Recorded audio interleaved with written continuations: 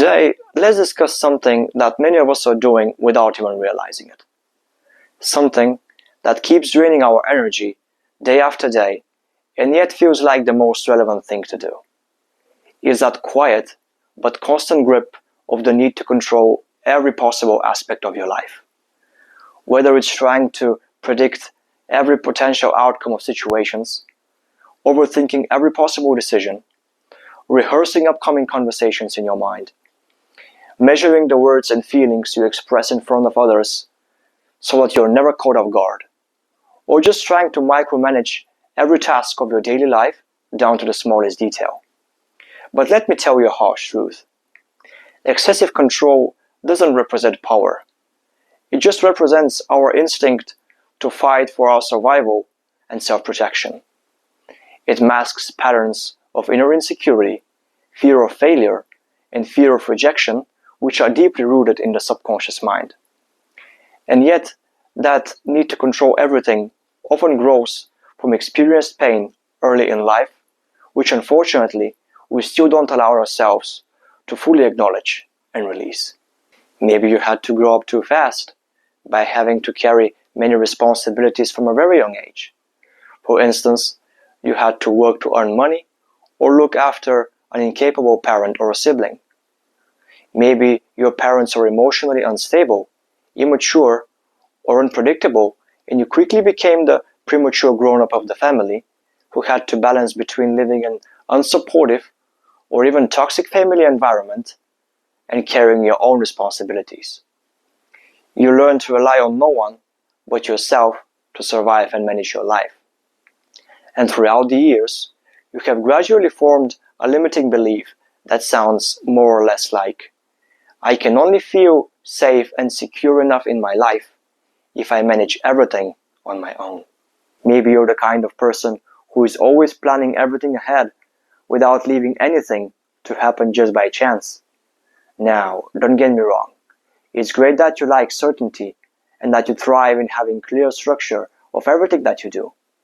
But what if that structure becomes to feel more like a cage that prevents you from experiencing true, spontaneous moments in life?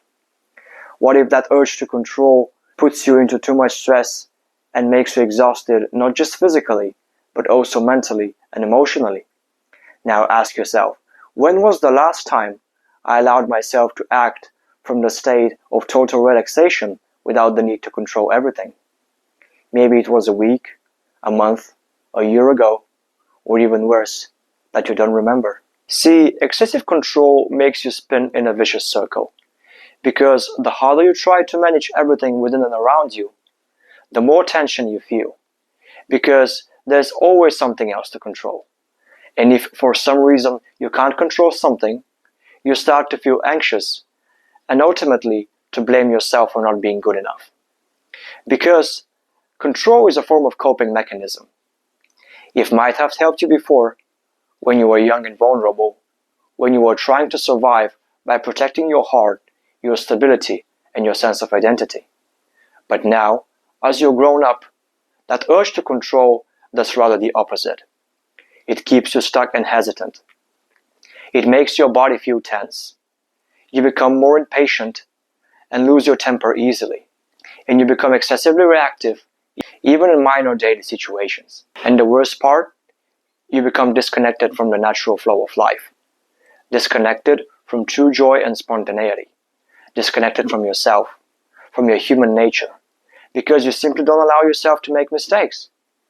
And that urge to control keeps you trapped in survival mode, in the perfectionist mindset, in that constant fight to meet higher and higher standards, just to stay safe and to avoid being judged or rejected.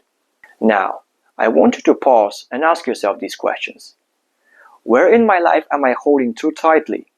Not because I want to, but because I'm afraid of losing the feeling of safety and inner security.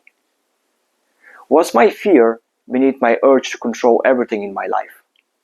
Is it fear of failure, fear of rejection, or maybe it's even the fear of being seen as too weak or too vulnerable?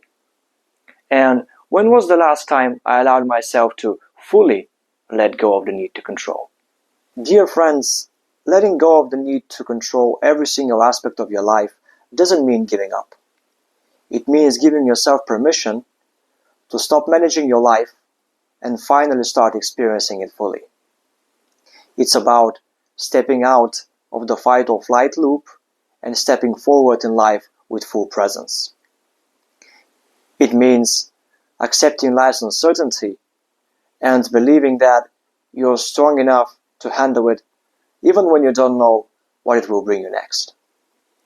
Because the most fascinating thing about life is that it always finds ways to surprise us. And if you allow yourself to embrace it with excitement instead of anxiety, with total acceptance of whatever comes instead of trying to control it, that's when you will stop fighting life and finally start living it. Because life has often prepared your plan a lot better than the one you're fighting to impose by trying to control every single aspect of it. You don't need to hold everything together anymore, because you're no longer the same fragile person who once needed to over-control just to survive. You have grown, you have become stronger and wiser, and you have better tools now. You have the self-awareness and the emotional intelligence to let go and trust the process of letting life unfold. Letting go of the need to control can feel scary at first, because you have got so used to it that you can hardly imagine your life without managing every single aspect of it. But once you allow yourself to let go of control, that's where your journey of real transformation begins. When you loosen your grip, you open space for spontaneity and intuition in your daily choices and decisions. Instead of feeling tension and living in stress, you begin to think and act from the place of inner calm. You create room for your natural joy to return back to you. You embrace your human nature and stop being afraid of mistakes and failure, and instead treat them as teachers who support your growth. And finally, you open your life for new opportunities, not because you forced them, but because you stopped resisting the natural flow of life, and you allowed yourself to let go of the need to impose what you want and instead start attracting what it is meant for you. Today is your time to start letting go of the need to control. So now, I want you to ask yourself these questions. What is the one thing that I can release my control over just for today? What if allowing myself to trust that what it is meant for me could actually serve me better than my constant need to control everything in my life? And which fear, masked as controlling behavior, can I allow myself to let go of today so that I can start enjoying life again? Is it my fear of failure masked as perfectionism?